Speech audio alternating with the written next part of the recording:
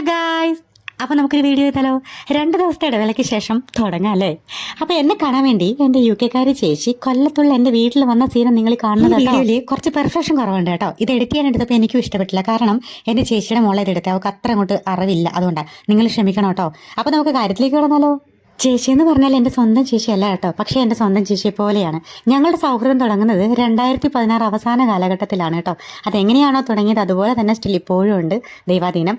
അപ്പോൾ ചേച്ചിയുടെ ഫ്രണ്ടിൻ്റെ മോനാണ് ഇവൻ കേട്ടോ. അയ്യോ, നിഷ്കുക്കുട്ട കരാട്ടയുടെ പുതിയതോ സ്റ്റെപ്പ് രണ്ടുപേരും കൂടി പഠിക്കാന്നാണ് ചോദിച്ചപ്പോൾ പറഞ്ഞത്. എനിക്കൊന്നും മനസ്സിലായില്ല, മണലിൽ കടന്ന് ഉരുളാണ്.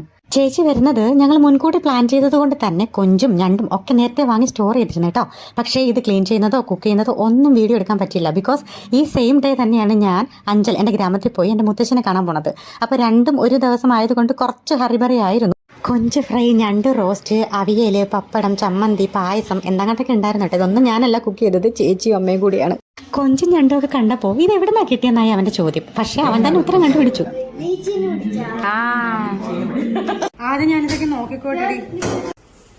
ഹായ് ഗായ്സ്, അപ്പം നമ്മൾ UK-കാരൻ്റെ നെടുമ്പാശ്ശേരി എയർപോർട്ടിൽ പോയി കൊണ്ടുവന്ന വ്ളോഗൊക്കെ നിങ്ങൾ എല്ലാവരും കണ്ടിട്ടുണ്ടെന്ന് വിശ്വസിക്കുന്നു.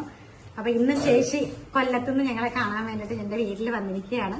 അപ്പം എന്തൊക്കെയാണ് എനിക്ക് കൊണ്ടുവന്നതെന്നുള്ളത് നിങ്ങൾക്കും കൂടി ഞാൻ കാണിച്ചു തരാം കേട്ടോ.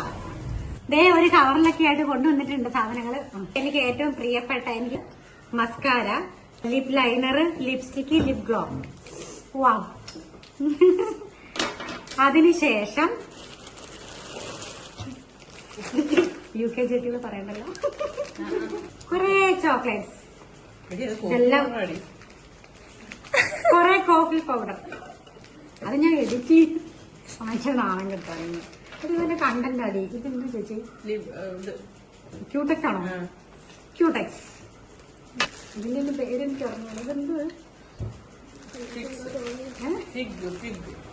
സത്യം പറഞ്ഞാൽ എഡിറ്റ് ചെയ്യാൻ എടുത്തപ്പോഴാണ് ഇത്രയും ബ്ലെൻഡർ ഞാൻ ഇതിനകത്ത് കണ്ടത് കേട്ടോ. പക്ഷെ ഞാനൊന്നും കട്ട് ചെയ്യാൻ നിന്നില്ല, കാരണം കിടക്കട്ടെന്നേ.